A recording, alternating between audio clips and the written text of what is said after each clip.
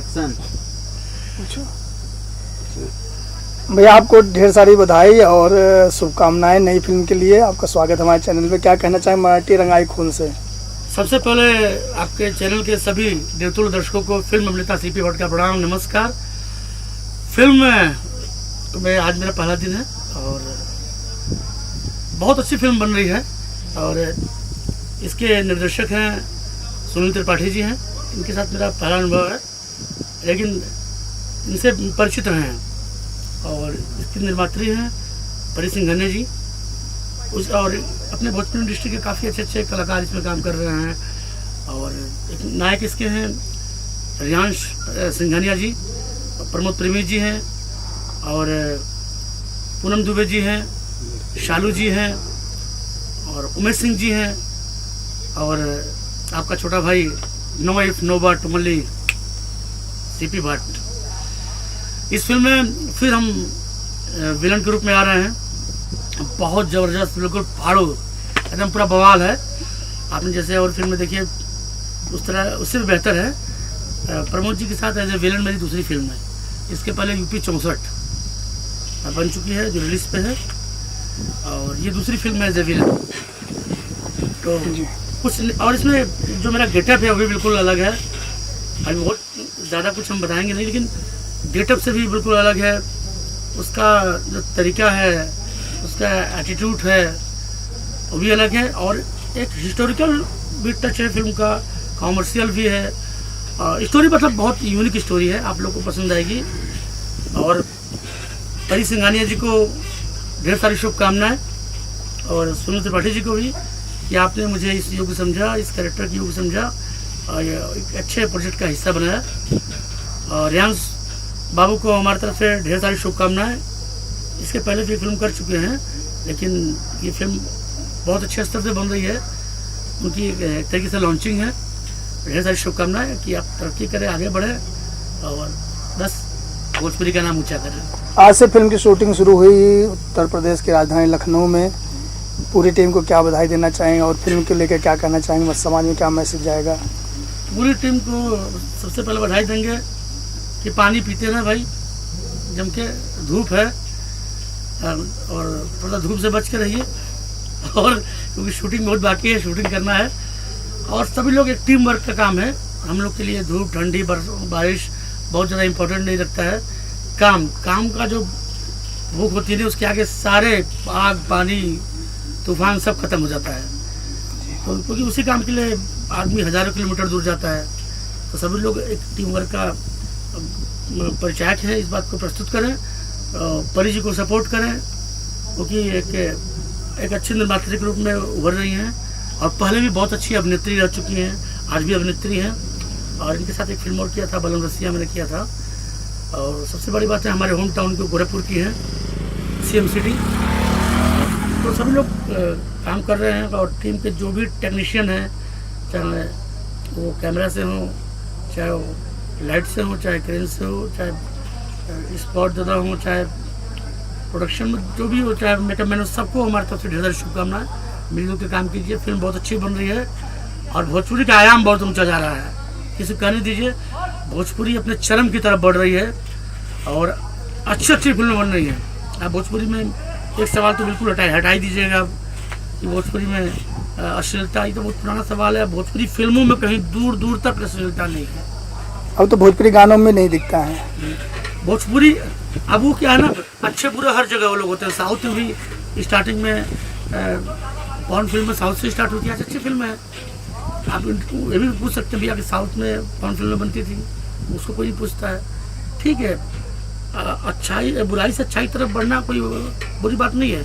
हम अच्छाई तरफ बढ़ तो रहे हैं। डाकू अंगुली माल ही आगे चल के रामायण की रचना किए थे।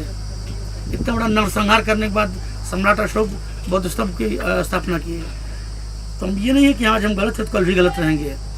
अच्छाई के लिए हम कोशिश कर रहे हैं, बस ये इम्पोर्टेंट है। सीपी भैया, बात करें जिस तरह से कहा जा रहा है आजकल और खबरें भी देखने सुनने को मिल रही हैं कि जैसे आपने अभी कहा कि साउथ की फिल्में पहले मतलब बनती ऐसी थी कि लोग देखना नाम लेना दूर की बात।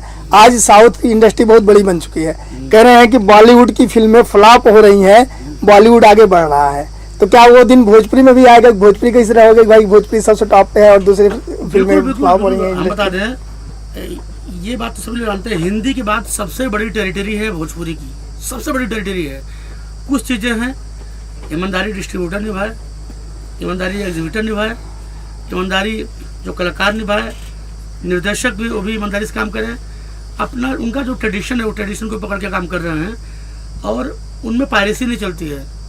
हम लोग फिल्म बनाते हैं तो कब अपनी फिल्म में बहुत लोग कलाकारों से पूछ लीजिए, 99% कलाकार होंगे जो फिल्म देखने नहीं जाते होंगे अपनी, वो यूट्यूब का इंतजार करते हैं। हमारे दर्शक भी अब यूट्यूब का वेट करते हैं। तो कहीं कहीं जो फ्री का नेट है ये भी कहीं कहीं बहुत बड़ा जिम्मेदार है।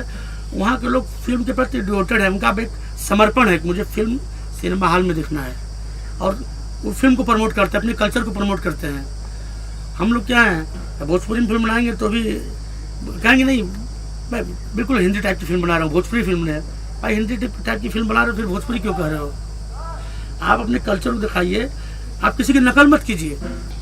आप क्या बेटर दे सकते हैं, और भोजपुरी में हो रहा है धीरे धीरे। भोजपुरी में अच्छी अच्छी फिल्में बन रही हैं और अच्छे अच्छे एक्टरों की कमी नहीं है भोजपुरी में। कोई ये नहीं कर सकता कि भोजपुरी में एक्टर खराब है। चाहे साउथ की इंडस्ट्री से तुलना कर लीजिए, चाहे हिंदी इंडस्ट्री से तुलना कर दीजिए, दोनों इंडस्ट्री की तुलना कर लेंगे तो आपके भोजपुरी में उनसे कहीं 10 ही एक्टर मिलेंगे, आपको कमज़ोर एक्टर नहीं मिलेंगे। हाँ बस क्या है कि हमारे पास एक लिमिटेड बजट होता है। एक गांव में कहावत है ना कि एक बित्ता के खूंटा बा, चाहे नीचे गाड़ा चाहे ऊपर गाड़ा, चाहे हम उसको बचा लें चाहे मेकिंग कर लें, तो वो चीज़ें हैं। तो पहली बात है, और हमको ये देखना है कि अच्छी फिल्में कैसी बने, ये इम्पोर्टेंट है। फ़ायदा नुकसान अगर आपको चाहिए तो ज़मीन खरीदिए, ज़मीन बेचिए और बिजनेस कर लीजिए। ये तो एक शौक़ है, शौक़ में आदमी बड़े बड़े लोग क्या शौक़ पाल लेते हैं, सबका अलग अलग है। अच्छी फिल्में बनाइए, अच्छे तरह कलाकारों को लीजिए। आप उसमें नहीं कि ये कम कर रहा है तो उसको बुला लेंगे। अभी क्या है कि उनको कम बजट में लोग चाहिए, जहाँ से बजट बड़ी बजट है वहाँ से बजट नहीं काटेंगे। उनको सीपी भट्ट अगर महंगा मिल रहा है तो सीपी भट्ट नहीं चलेंगे, अच्छा उसको ले लो, चंपू का नाम है बटुक लाल को बुला लो, फलनवा बुला लो, ढिकमा बुला लो, नहीं आनंद मोहन जी चलेंगे तो उसको बुला लो, उसको खड़ा कर दो। तो उनको 10, 5,000, 20,000 बचाना इंपॉर्टेंट होता है उनके लिए। उसकी फिल्म का कैरेक्टर इंपॉर्टेंट नहीं होता है। साउथ में एक छोटा कैरेक्टर देखेंगे आप, देखिए ये ब्रह्मानंद जी है, हमेशा हीरो भारी पड़ते हैं। हिंदी इंडस्ट्री में भी था ऐसा था कि मामू जी देखिए हमेशा हीरो भारी पड़ते थे। तो ये भोजपुरी इंडस्ट्री में भी आ रहा है, ठीक है। थोड़ा सा हमने समय थोड़ा सा ज़्यादा ले लिया, अब बीच में कोरोना काल भी आ गया, वरना और हम पिकअप पकड़ लिए होते हैं। तो बस आप लोग का सहयोग रहे। और जहाँ तक की बात है और लोग की कि आप लोग गाने सुनते हैं, गाने सुनते हैं तो उनका व्यूअर्स बढ़ता है। चद्दर उड़ के डाल देंगे लहंगा में धूमधाम, तो कहाँ से आपका भी अच्छी फिल्म की तरफ बढ़ेंगे आप? अब फिल्में गलत है, बाहर आप जिंदा नारा लगाएंगे कि अश्लीलता मुर्दाबाद, अब यहाँ पे अंदर आप देखेंगे गलत फिल्में देखेंगे। आप उस पर स्ट्राइक मारिए ना। सबसे बड़ी बात है उस कंपनी के खिलाफ क्लेम होना चाहिए। उससे अगर हम बोल दें कि मैं तलवार ले घूमूंगा तो उसमें गवर्नमेंट का रोक है।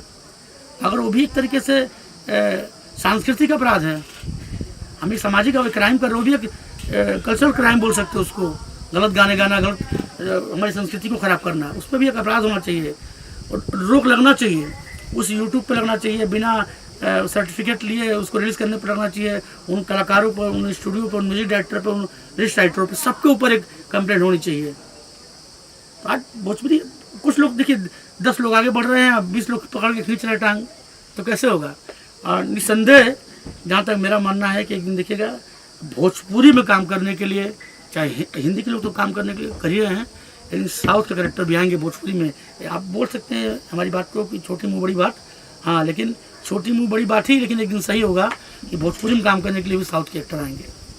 थैंक यू भैया, थैंक यू सो मच।